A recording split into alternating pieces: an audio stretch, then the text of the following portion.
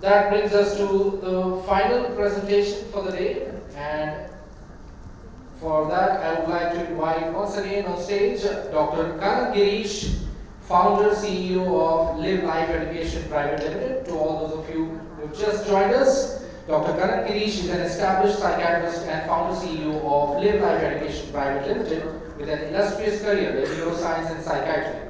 Dr. Gireesh is internationally acclaimed for his pioneering work on behavioral disorders in children. He founded LiveLife Education to provide a healthy, happy and successful future for the youth of India, thus contributing to the national development.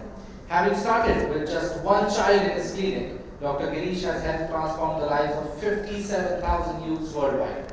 Dr. Gireesh currently serves on the advisory board of several nationally reputed universities and works closely with the government to develop innovative models for empowering the country's youth through transformative education. Over to you, sir. All are sleeping, huh? Let's have a little louder. Good evening, all of you. Good evening. So let's start with a question. How many of you remember the Ramayana and Mahabharata that you used to watch in your childhood? How many of you remember that? Yes, what time was it? What time? Exactly, 9 to 10. How many of you remember the Sunday evening movie? Some of you. How many of you remember the extraordinary Doordarshan symbol? Wow, so many of you. And how many of you lived in this wonderful time where you would be watching TV, suddenly white lights will start coming, somebody will run and go and change the area, and we used to get up and clap. How many of you remember that? Those were the most wonderful times of our era. Yes or no? Let's give a round of applause to that nostalgic time. Come on, everybody. A nostalgic time that will never come up. Today, you'll be amazed. There are 2 crore TV channels on a cell phone today in one app called YouTube. I am Dr. Kannan Gireesh. I am a psychiatrist, psychotherapist and counselor, and I am the founder of this organization called LiveLife Education. What is LiveLife Education? I started in 2008. I finished my psychiatry. I came as a young psychiatrist. I wanted to do something for younger generation. So I used to sit in my clinic. Parents will bring their children to me. First the mother, father will start. Sir, son is like this, sir, daughter is like that, sir, they are like this, sir, they are like that, sir, this is not right, sir, that's not right, sir, this is like this, sir, this is like that, sir, big complaint. Parents will go out, child will start. Sir, mother not good, sir, father not good, sir, teacher not good, sir, nobody good, sir, only I am good, sir. Then I will not know what to do. I will give all sorts of counseling. The child will listen to me nicely. He'll come back next week. I'll ask the child, did you practice everything I told you? Sir, one day live with my parents, sir. You will give me national award for living with them. The second child, sir, very simple, sir. You attend the maths class in my school and see, sir, for your depression you will come to me only for counseling. And that's where I found there's a huge gap between our generation and our children's generation. Do you all agree with me on that? Yes or no? One child that came into my life really changed my life. The child was brought with hyperactivity. The main complaint was, whichever marriage he goes, he will pull everybody's dhoti down. So I wrote the medicine as ADHD and I told the child to come back next week. Child didn't come. 6 months later, I see the mom in the gynecology OPD. I asked her, ma'am, where is your son? You said you'll bring your son to me. She said, the day she saw me, the next day, principal called the boy and gave a TC. Father came in a fit of rage, took his belt and hit the boy 10 to 15 times. Smilingly, this boy got the hit, looked at his dad and said, Dad, everybody hates me in the world, only you didn't hate me, now you also hate me, no dad. Partly the dad felt very bad and hugged him and he said, it's okay. We'll work it out. The boy has asked, can I go up and play? The dad said, go up and play. Ran to the 4th floor, got on top of the terrace parapet wall. The boy just jumped.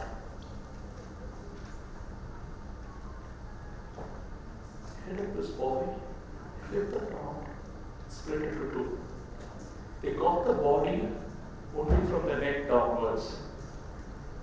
This death really shook me from within. That child should have lived. That child should have had a chance to know why he was born in the world. And that day, I made a decision in my life. No child should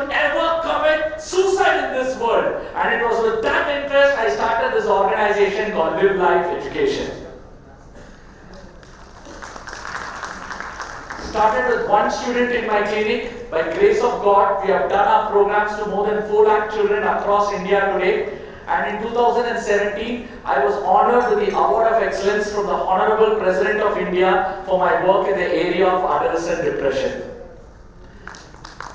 Small part of my journey till now.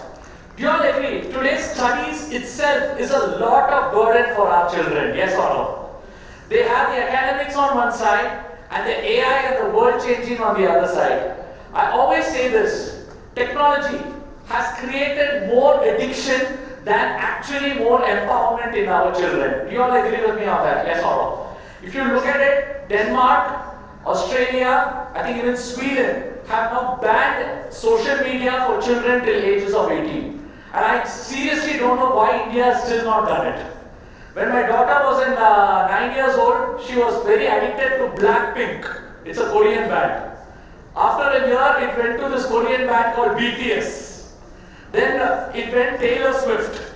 And finally now it is a Justin Bieber. And all of this is decided by an algorithm that is there on YouTube, which watches what my daughter is watching and gets her actually addicted to it. And I say this is a beautiful study that was done on what are the top 10 skills children require in the next 10 years. And if you look at it, only the top 2 are academics. Can you see the remaining 8?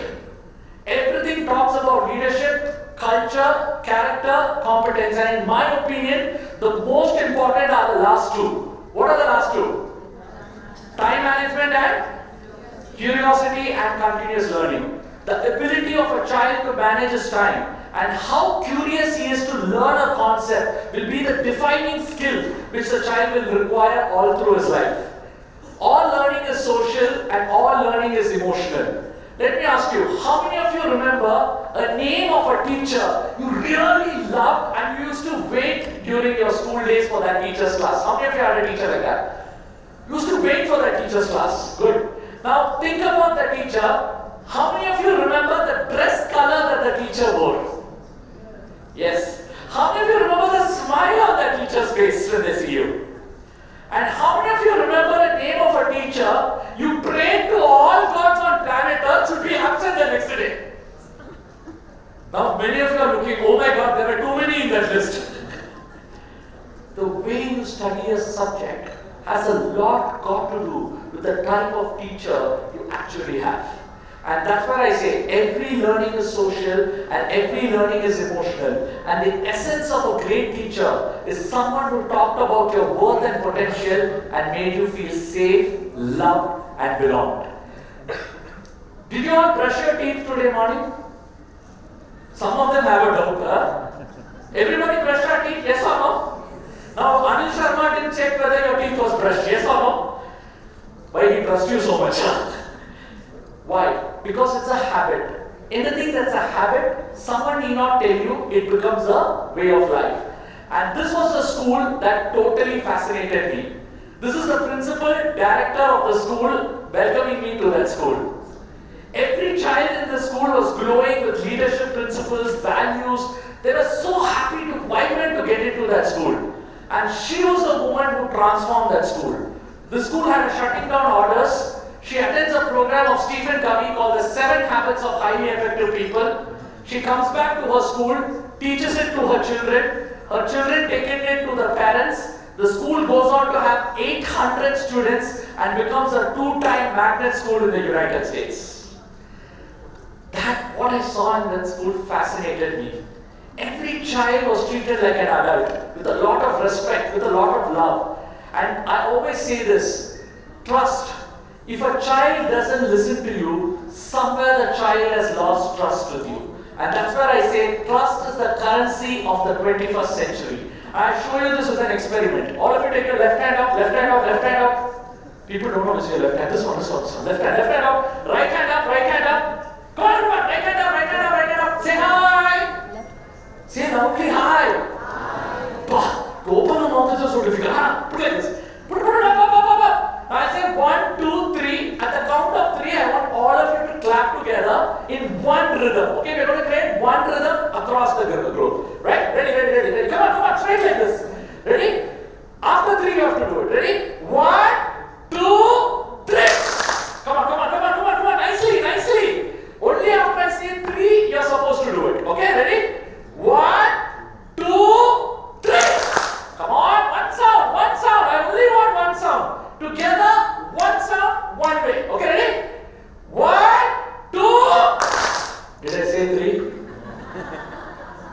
but 95% of you all did it. You know why?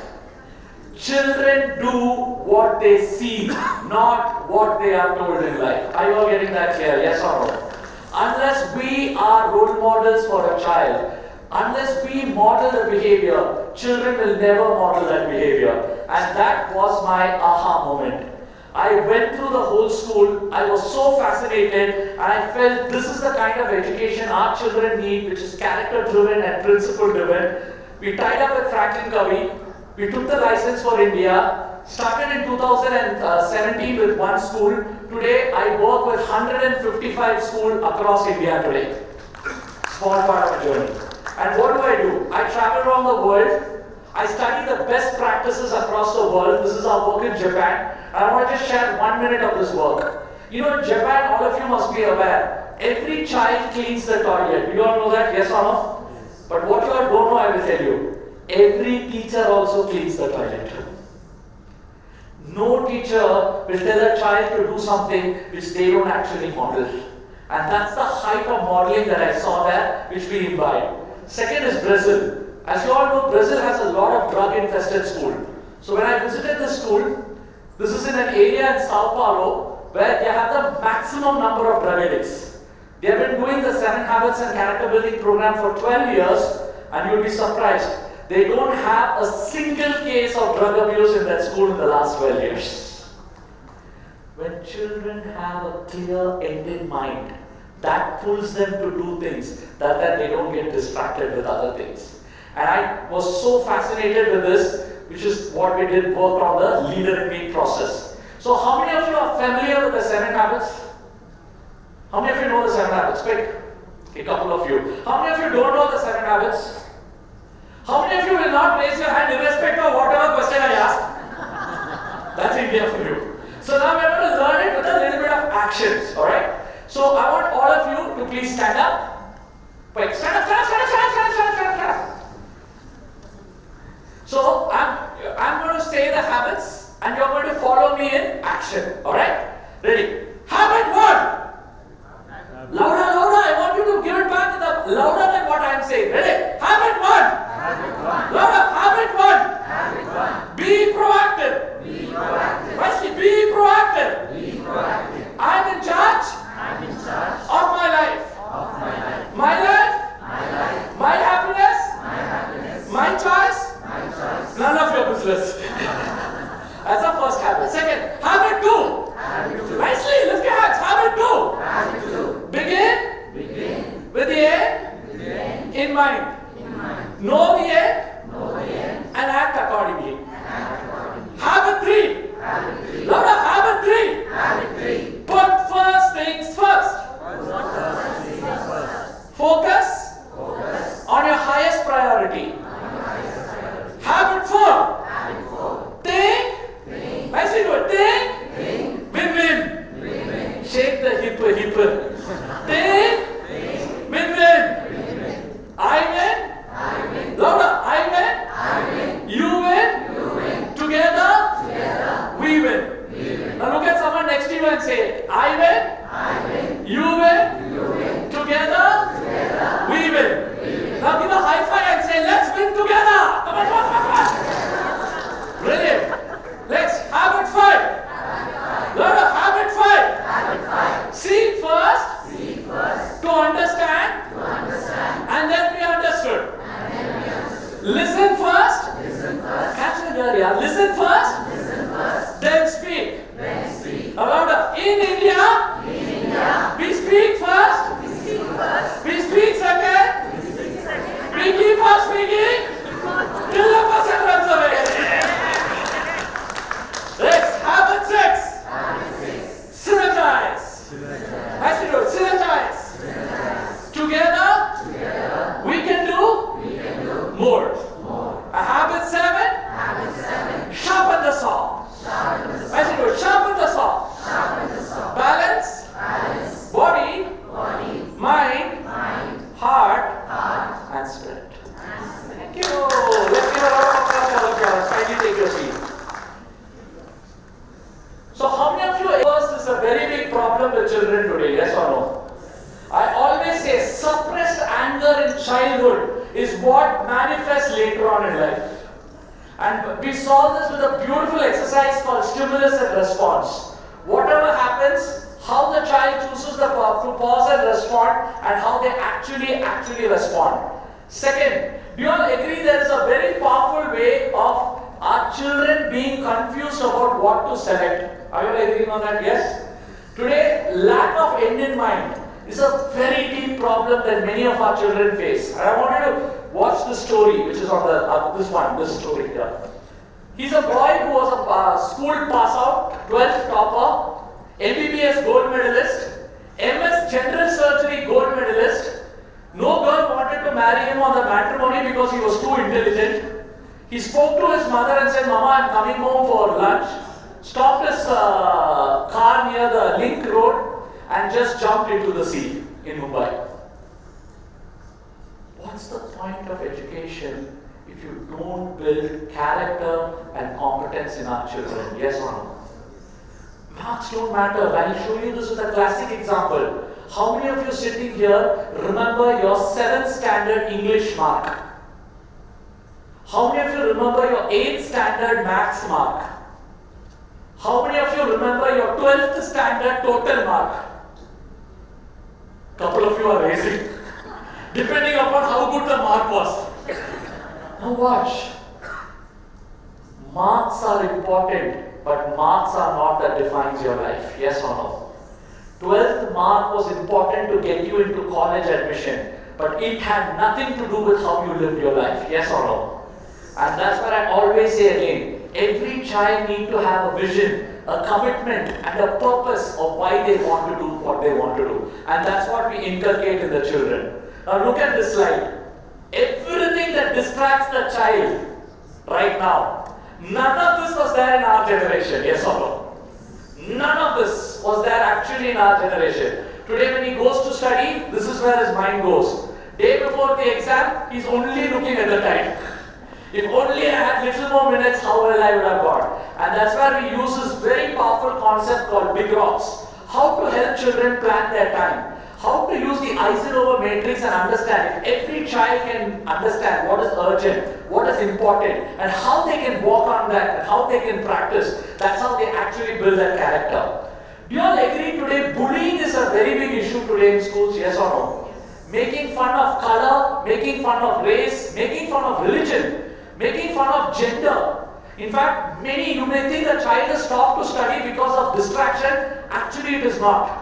Many children stop studying in the teenage because of being bullied inside of a classroom, where they feel secluded and marginalized. And that's something we solve with a beautiful habit called win-win. Seek first to understand. This is a very, very profound thing. Every child tells me my parent doesn't listen to me. Every parent that comes to me says my child doesn't listen to me. Sometimes it feels very sad. I say this is one of the most loneliest generation. Beautifully, a girl told me, I have 1,000 friends on Instagram, dog, but not a single friend to share my problems with. And I'll show you the power of that loneliness. This is a letter that was written by a girl. She tried to commit suicide 2 times, and when she talked to it about her friends started making fun of her. She didn't know what to do. She felt targeted. She takes a blade and starts to cut herself.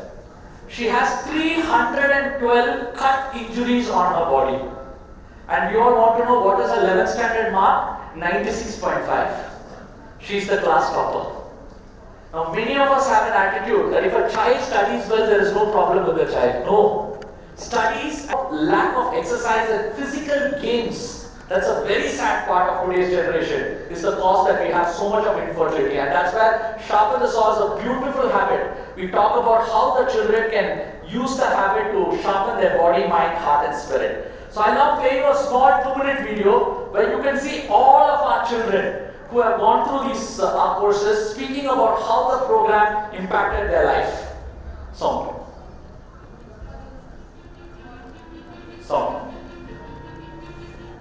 I believe that leader in me is a very important subject when it comes to shaping the character of our generation. It helps us know that we are in charge of our own lives and must not blame anything or any other factor.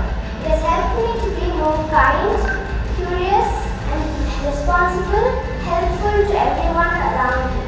One of my favorite habits in 7 is seek first to understand, then to be understood.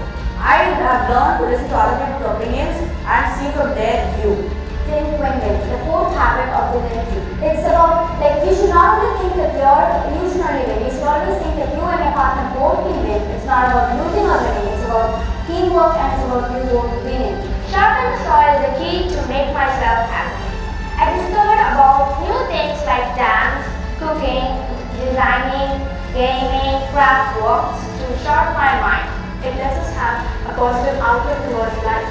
Because life is beautiful and we should be grateful for every single second of it. And every nuances of this program is so wonderfully designed by Dr. Kannan and his team. And this program is not a subject, it is a program for life. It has created a value system automatically, voluntarily does not. The Leader in Me program that has come through LiveLife Education and Dr. Kannan Gireesh will be taken up by many schools. We owe a lot to the LiveLife education for making our campus become more responsible, more caring and more sharing. We also recommend that the school education department will take this program and give for the entire nation. For many more years, I definitely wish that this program becomes an integral part in every school curriculum so that it spreads its wings across in India and abroad. We work with asset executives, we work with women, we work with women entrepreneurs, and we also work with places of underprivileged areas like Jammu and Kashmir, areas where nobody has even gone to. These are areas that we go and we go through our work. If you ask me what is that one thing, Kannan, that is so fascinating about the work you do, I think it's fulfillment. It's just the fulfillment of who you are and what you can do in this planet in the short time that you're there on this planet. Thank you. I always believe in fulfillment. So how we actually work, we start with the teachers. We work on 3 areas in a school: leadership, culture and academics. I always believe any transformation in the school has to start with the teachers. Do you all agree with me on that? Yes or no? And that's why all our program works with the teachers. We teach the teachers the 7 habits. Then we integrate it into the classroom. Every child gets a book starting from kindergarten right up to 10th grade. And they learn it as a holistic culture along with 30 global practices. Another thing we do beautifully is integrate the habits into every area of the school. Beautifully, a school told me that a child told me that Mahatma Gandhi used the 7 habits. I asked how. When Mahatma Gandhi was pushed out of the train, instead of being reactive, Gandhi became very proactive. He created an end in mind as freedom for India through non-violence. Then he came back to India and seek first to understand his fellow Indians. Then he synergized with his fellow Indians with a win-win attitude and took that end in mind to the British. British was very reactive. Gandhi was very proactive. Kept putting first things first, synergizing with his countrymen, always being proactive, and that's how he got freedom for India. This was told by a 2nd standard child. I always say this. Children are clean slate. If we don't write the right language, society will write the right language. And that's where in our programs always we integrate with the parents. Do you all agree even parents have to talk the same language, yes or no? And that's why we start with the teachers take it to the students, then we start working with the parents, and then we start building a culture. I always say this, if you want problems to solve in your school, build a robust culture in your school. Once the culture is so strong, that's where every area of your school starts to integrate it and build it like a holistic and a beautiful system. We also implement a lot of global best practices into your school so that the school becomes a holistically global leadership school. I'm proud to say 2 of my best schools are over here. Mysuru International School, ma'am is there, and Manasrovar Pushkarani School, ma'am, Harshita ma'am and madam is also over here. Those 2 are, please stand up, both of you, so they can all see you all. Yeah, they both are very good schools we have started last year. Yeah, and their students were there on the stage today morning also. It was beautiful. Thank you, ma'am. Thank you. You can ask them. So last, one thing that I always want to say is, which we also do is by the 3rd or 4th year, we make our private schools adopt government schools. and they start taking it to the government schools. And I always say this, unless we do something for society, our children are going to go into the same society, yes or no? That's where the community building is very important, and that's something we actually instigate. Last, I would like to conclude that at the end of the day, most of us will ask about academics, and that's where we align it with the academics and make it like a holistic and a robust model. So before I conclude, I would love to end with a small story.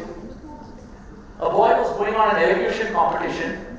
He got up on stage, he said good morning, and he ran to the toilet. Seeing him run to the toilet, the principal also ran behind him, because the principal thought this boy was going to jump out. Then seeing the principal running, the class teacher didn't know what to do, so the class teacher also ran.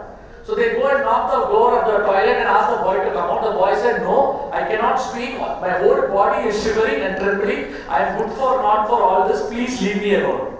The principal said, unless you speak, the competition is not going to continue. I want you to speak because I believe in you. The boy had no choice but to open the door. The principal dragged him and put him on stage and whispered to his ears, one day you will understand what I am saying. You are competent, you can do it. The boy completed his speech. The speech didn't win him an award. The speech didn't get him a prize. But the belief the principal had on him changed his life. That boy is none other than me. If not for the principal, Father Anthony, if not for a teacher by name Miss Sylvia Walters, there will be no Dr. Kannan Gireesh standing here in front of you. And I want all of you educators to realize, in each of your schools, there are thousands of Kannan Gireeshs in different formats. They want someone to believe in their potential. They want someone to believe in themselves. And I think when they do that, that is where real transformation in education happens. Thank you all and God bless you all. Thank you. That was Dr. Kannan Gireesh, and I would now request Mr. Rajesh Sharma to kindly felicitate. Let's have a round of applause for Dr. Kannan Gireesh.